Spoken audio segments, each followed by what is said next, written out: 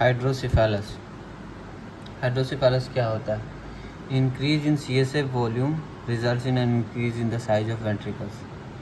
और basically hydrocephalus होता क्या है ना कि हाइड्रोसिफेलस रिजल्ट्स होता है from an imbalance between production and absorption of CSF। अगर इम्बैलेंस होगा प्रोडक्शन ऑफ CSF और ये एब्जॉर्प्शन में इम्बैलेंस होगा, अगर प्रोडक्शन ज़्यादा होगा और एब्जॉर्प्शन कम होगा, और ये तो इसका कॉजेज़ हो सकता है, 2 कॉजेज़ हो सकता है, ऑब्स्ट्रक्टिव हो सकता है और नॉन ऑब्स्ट्रक्टिव हो सकता है। अभी देखेंगे पहले नॉर्मल CSF का फ्लो देखेंगे सबसे पहले।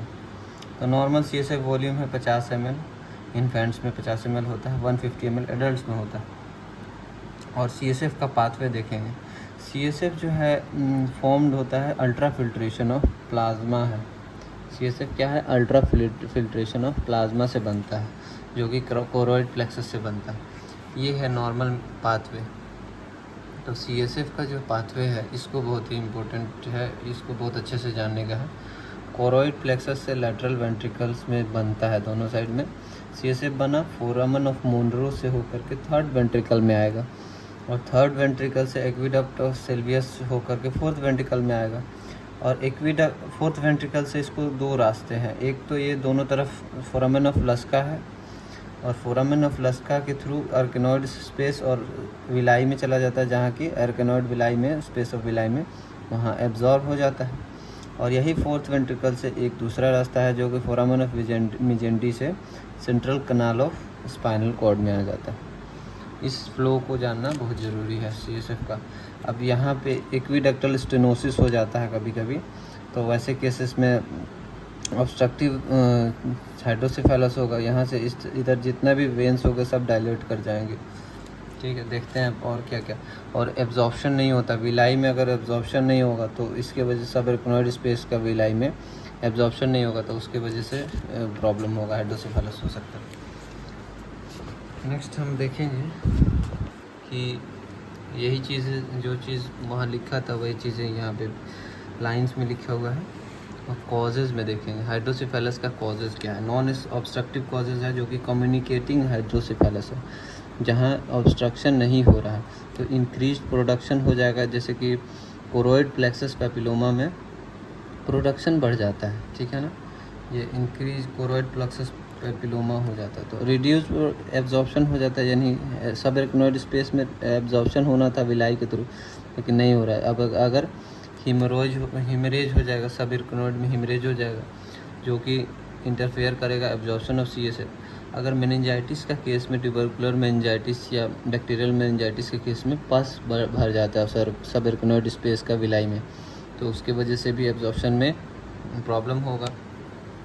नेक्स्ट है ऑब्स्ट्रक्टिव और नॉन कम्युनिकेटिंग हाइड्रोसिफेलस में। ऑब्स्ट्रक्टिव है, नॉन कम्युनिकेटिंग है, मतलब कि उसका पाथवे को ऑब्स्ट्रक्ट कर देता है। ठीक है, एक सबसे मोस्ट कॉमन कॉज है कंजेनाइटल हाइड्रोसिफेलस एक्विडक्टल स्टेनोसिस। दूसरा रेयर केसेस है Dandy Walker malformation, Arnold Chiari type 2 malformation, vein of Galen malformation. तो ये सब डांडी वाकर मालफॉर्मेशंस और आर्नोल्ड चियारी मालफॉर्मेशंस के बारे में एक एक लाइन जान लेंगे। कि रूफ ऑफ 4th वेंट्रिकल है, वहाँ पे सिस्ट बनने लगता है। रूफ ऑफ 4th वेंट्रिकल के बाद defect in development of roof of 4th ventricle होता है, जहाँ की सिस्ट बनने लगता है, और जो कि पोस्टीरियर फोसा को एक्सपेंशन होने लगता है, जो कि posterior fossa roof of 4th ventricle है यहाँ पे। तो यहाँ पे ये सेरिबेलम होता है, तो यहाँ पे ये एक्सटेंशन होगा तो सेरिबेलम में प्रॉब्लम होगा। वही प्रॉब्लम होने, सेरिबेलम अगर कंप्रेस होगा तो उसके वजह से एटैक्सिया, डिसआर्थरिया, निस्टैग्मस, वर्टिगो वगैरह होगा। अब ब्रेन इमेजिंग करेंगे, ठीक है। आर्नोल्ड चियारी मालफॉर्मेशंस में क्या होता है कि टाइप 2, मेनली टाइप 2 जो है एसोसिएटेड है इससे। तो टाइप 2 में आर्नोल्ड चियारी मालफॉर्मेशंस में herniation of cerebellar vermis, inferior cerebellar vermis है, सेरिबेलम का पार्ट है ये वाला, जो कि हर्निएट कर जाता है, और ब्रेन स्टेम के साथ में, जो कि पोन्स और मेडुला और 4th वेंट्रिकल सब अब हर्निएट करता है। जैसे ही हर्निएट करता है तो किंकिंग हो जाता है, किंकिंग और ऑब्स्ट्रक्शन रिजल्टिंग हाइड्रोसेफेलस, ठीक है। और vein of Galen third malformation एक है कि वेन ऑफ गैलन, जो कि persistence of median prosencephalic vein जो है परसिस्ट कर जाता है, जो कि precursor of vein of Galen है। और इसका एबनॉर्मल डायलेटेशन होता है जिसकी वजह से ऑब्स्ट्रक्शन कर देता है। जो अगर ये डायलेट करेगा तो जो पाथवे नॉर्मल CSF का उसको ऑब्स्ट्रक्ट कर देता है, तो हाइड्रोसेफेलस होता है। और इस वेन ऑफ गैलन मालफॉर्मेशन की वजह से और भी बहुत सारा केस होता है। इंक्रीज वेनस प्रेशर होने की वजह से जो हाई प्रेशर जो है ब्लड जो है रिटर्न करता है राइट एट्रियम में, तो प्री लोड बढ़ेगा तो कार्डियक फेलियर होने का चांसेस है। और क्लासिकल साइंस में इसमें जो है एक तो क्रेनियल ब्रूट होगा जो कि हाइड्रोसेफेलस की वजह से सीन करेगा, और प्रोमिनेंट कैरोटिड पल्सेशंस दिखेगा। इसको क्लिनिकल फीचर्स ऑफ हाइड्रोसेफेलस के बारे में देखेंगे तो मैक्रोसिफेली होगा।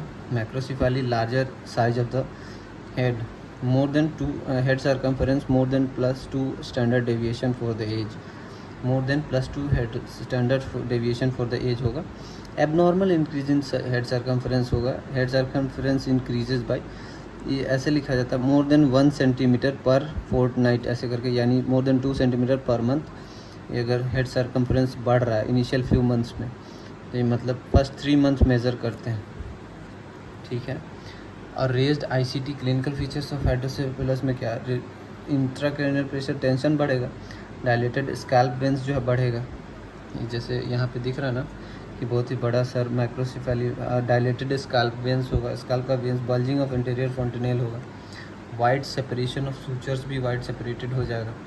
और नेक्स्ट है sunset sign of eye ball होता है। क्यों? क्योंकि eyeball is rotated towards downward, upper part of the sclera is visible. इसका अपर पार्ट ऑफ द ये आईबॉल जो है थोड़ा डाउनवर्ड हो जाता है। क्यों? क्योंकि डायलेटेड सुप्रापेरिनियल रिसेस हो जाता है।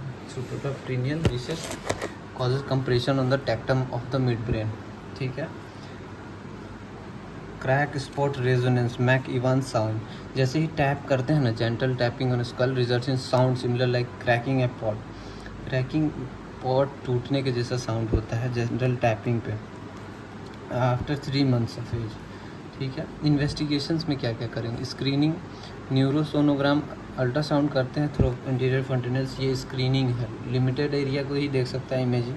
डेफिनेटिव टेस्ट गोल्ड स्टैंडर्ड के लिए MRI ब्रेन करेंगे, लेकिन अगर किसी में भी सस्पेक्ट होता है तो उसके लिए हम स्क्रीनिंग टेस्ट अल्ट्रासाउंड करते हैं, ठीक है। क्योंकि अगर अर्ली ट्रीटमेंट किया जाए तो ये इसका बहुत ही अच्छा ट्रीटमेंट है। और ट्रीटमेंट ऑफ हाइड्रोसेफेलस क्या है? मेडिकल है, drugs to reduce CSF production. अगर मेडिकल ट्रीटमेंट के बारे में बात करें तो ऑस्मोटिक डाययूरेटिक्स यूज़ करते हैं। एसिटाजोलामाइड जो है ये carbonic anhydrase is an important regulating enzyme for the CSF production है। इसका डोज होता है 25 to 100 मिलीग्राम पर kg per day. OP guide में बुक में दिया हुआ। ओरल ग्लिसरॉल भी दिया जाता है। सर्जिकल ट्रीटमेंट अगर जो मेडिकली ट्रीट नहीं किया जा सकता है, like VP shunting, recurrent VP shunting, ventricular peritoneal shunting, ventricular atrial shunting, atrium में भी कनेक्ट कर सकते हैं। और कॉम्प्लिकेशंस ऑफ VP शंटिंग है, इन्फेक्शन होगा, सेंट मेनिंजाइटिस हो सकता है, कोएगुलेज नेगेटिव स्टाफिलोकोकस में मोस्ट एग्जांपल है स्टाफिलोकोकस एपिडर्मिडिस से, तो ये सब कॉम्प्लिकेशन है।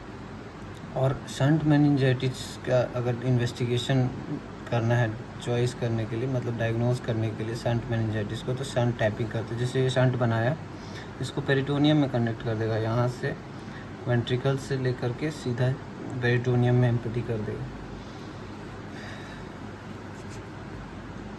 अब CSF collected from the reservoir preferred जो है, अगर मान लिया हमको शंट टैपिंग करना है मेनिंजाइटिस के केस में, अगर हमको ये एनालिसिस CSF एनालिसिस करते हैं तो शंट टैपिंग से, शंट से निकाल देते हैं।